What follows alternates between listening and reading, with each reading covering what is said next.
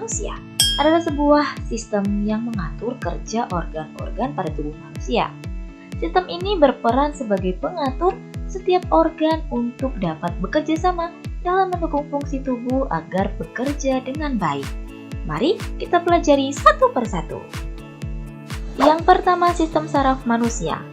Sistem saraf bertanggung jawab untuk mengontrol dan mengkoordinasi semua bagian pada tubuh kita.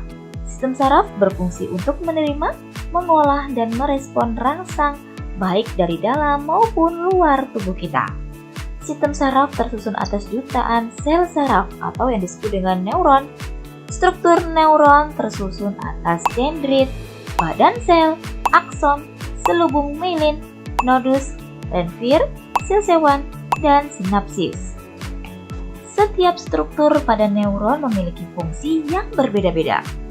Mulai dari dendrit, berfungsi untuk menerima impuls atau sinyal dari sel lain dan dikirimkan ke badan sel.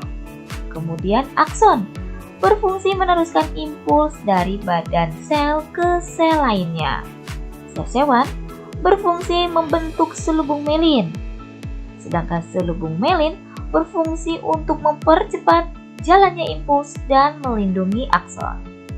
Bagian akson yang tidak dilindungi selubung myelin disebut dengan nodus renfir. Nodus renfir ini berfungsi sebagai tempat masuknya ion. Sedangkan ujung akson disebut dengan sinapsis. Sinapsis ini berfungsi untuk menghubungkan antara sel saraf dengan sel lainnya. Berdasarkan fungsinya, neuron dibedakan menjadi 3 jenis, yaitu neuron sensoris, neuron motoris, dan neuron konektor. Neuron sensoris berfungsi menghantarkan impuls dari organ sensor ke pusat saraf. Neuron motoris berfungsi menghantarkan impuls dari pusat saraf ke organ motor atau afektor seperti otot atau kelenjar. Sedangkan neuron konektor ini menghubungkan satu neuron dengan neuron lainnya. Sistem saraf pusat manusia meliputi otak dan medula spinalis. Baik otak dan medula spinalis dilindungi oleh lapisan pelindung yang disebut dengan meninges. Selaput meninges tersusun atas 3 lapisan dari luar ke dalam, yaitu durameter, arachnoid, dan diameter. Gerakan sadar yang dilakukan tubuh kita merupakan tanggung jawab otak, sedangkan gerak refleks dikendalikan oleh medula spinalis. Struktur otak pada manusia sangat kompleks. Beberapa di antaranya adalah otak besar atau cerebrum, ada otak kecil atau cerebellum, kelenjar pineal, pituitary, dan medula oblongata. Otak besar berfungsi sebagai pusat gerakan sadar dan mengolah berbagai impuls dari berbagai macam indera.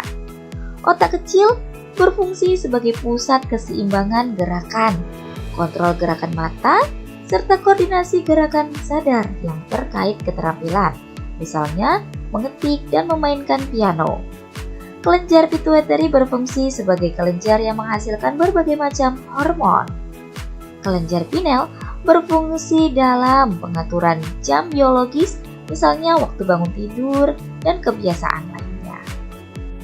Sensoris, C. Konektor, D. Bipolar. Yang mana jawabannya? Iya, jawabannya adalah sensoris atau unipolar ya. Soal berikutnya, gerakan sadar yang dilakukan oleh tubuh kita merupakan tanggung jawab dari A.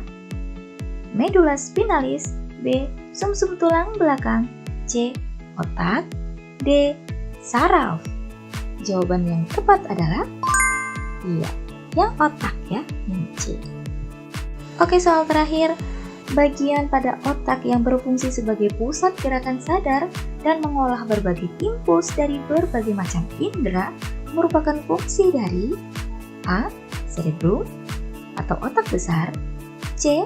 Cerebellum atau otak kecil, C. Kelenjar pineal, dan D. Pituitary. Jawaban yang tepat adalah yang A. Oke, see you next di video selanjutnya.